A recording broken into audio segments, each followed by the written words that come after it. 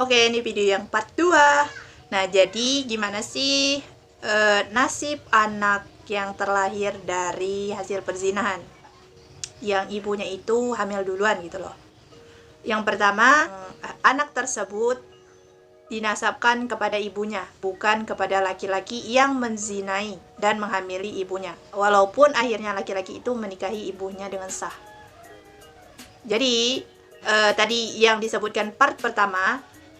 Jadi kalau yang belum nonton silahkan nonton ya, videonya di atas, klik aja. Jadi kan yang part pertama disebutkan bahwa pernikahan antara laki-laki dengan perempuan yang hamil duluan itu sah, asal yang menikahinya itu yang menghamilinya. Tetapi apabila anaknya lahir nanti ke dunia, itu tidak memakai bin ayahnya atau binti ayahnya, melainkan dari ibunya. Jadi bin ibunya siapa, misalkan ibin Rohima, misalkan bin Rohima atau binti Rohima gitu, tidak memakai bin ayah atau tidak memakai nasab dari ayahnya, melainkan hanya dari ibunya.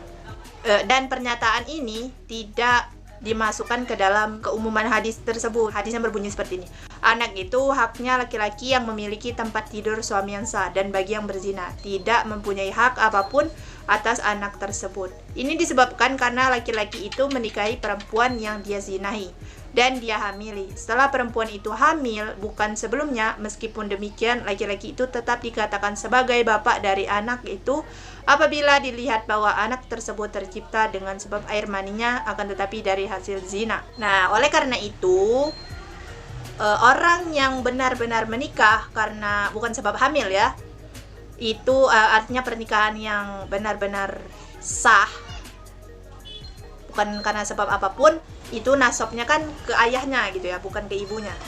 Dan yang pernikahan yang umum atau pernikahan yang benar-benar sah karena tanpa sebab apapun, artinya yang pure karena pernikahan atau karena ta'aruf dan lain sebagainya, karena bukan hasil dari zina, itu anak tersebut akan mendapatkan waris kan.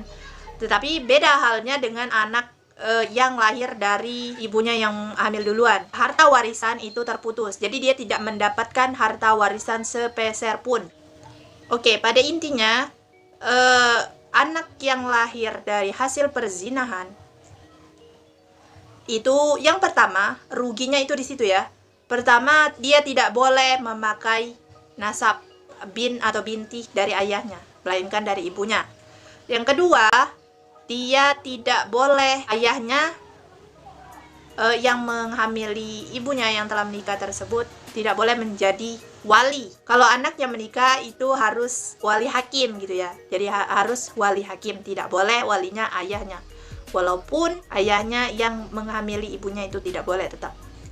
Yang ketiga, dia tidak mendapat warisan sepeser pun dari ayahnya.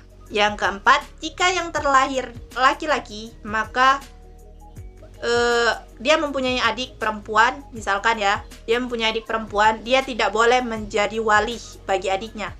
Dan jika dia perempuan, maka ayahnya itu tidak boleh menjadi wali bagi dirinya. Itulah yang akan terjadi apabila anak yang dilahirkan itu anak di luar pernikahan. Jadi kita harus mikir benar-benar menjaga diri kita dengan baik-baik. Kenapa anak kita yang disalahkan sedangkan kita yang berbuat? Kenapa anak kita yang rugi sedangkan kita yang berbuat? Ya mungkin banyak yang kecelakaan gitu ya, tergoda dan lain-lain. Karena itu Islam menawarkan solusi untuk tidak mendekati laki-laki secara berlebihan, tidak berpacaran, dan melangsungkan ta'aruf yang sebenar-benarnya. Intinya menjaga diri kita dengan sebenar-benarnya. Untuk itu Islam memberikan jilbab, menganjurkan, mewajibkan baju panjang menutupi tubuh kita. Tapi apakah banyak yang tidak sesuai dengan apa yang saya paparkan tadi? Banyak. Maka itu saya membuat video ini supaya menjadi pelajaran apabila tetangga kalian atau adik kalian atau keluarga kalian yang nauzubillah min dzalik, tapi ya, yang mengalami kejadian seperti itu. Takutnya mereka menyamakan antara anak yang benar-benar terlahir dari pernikahan yang sebenar-benarnya dengan anak yang lahir dari luar pernikahan. Itu tidak sama ya teman-teman. Jadi kalian bisalah berdakwah dengan video ini atau gimana gitu kan. Satu lagi, satu-satunya yang diperoleh anak yang lahir dari luar nikah itu ialah hanya mahram. Mahram itu apa ya? Jadi yang tidak boleh dinikahi. Misalkan gini, ayah tidak boleh menikahi anaknya, itu namanya mahram. Atau saya menikahi keponakan saya menikahi kakak saya, maksudnya yang sedarah daging gitu ya, bukan saya, sedarah daging.